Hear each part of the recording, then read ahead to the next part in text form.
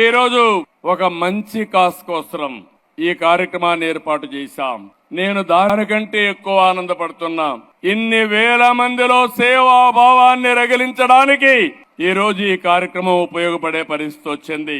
సేవా భావం వస్తే అక్కడి నుంచి కార్యక్రమాలు ఆటోమేటిక్ గా జరిగే పరిస్థితి వస్తుంది.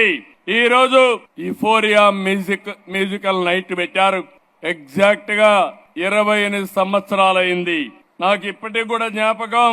11 సంవత్సరంలో స్వరవేద కార్యక్రమం ఆ రోజు గచ్చిబౌలిలో పెట్టాం. ఆ తర్వాత ఈ కార్యక్రమాన్ని రెండో కార్యక్రమం కింద ఈ కార్యక్రమాన్ని తీసుకున్నారు. ఆ రోజు ఈ రోజు మీరు చూస్తే ఒక పక్కన శివమణి అప్పుడు వచ్చాడు, ఈ రోజు కూడా వచ్చాడు. చాలా సంతోషం. ఈ రోజు మీరు ఇక్కడ పని చేసిన వాళ్ళు చూస్తే తమన్ గారిని మనస్ఫూర్తిగా అభినందిస్తున్నాను. ఒక్క రూపాయి కూడా తీసుకోకుండా నా వంతు కర్తవ్యంగా ట్రస్ట్ కు పనిచేస్తానని ముందుకొచ్చారు.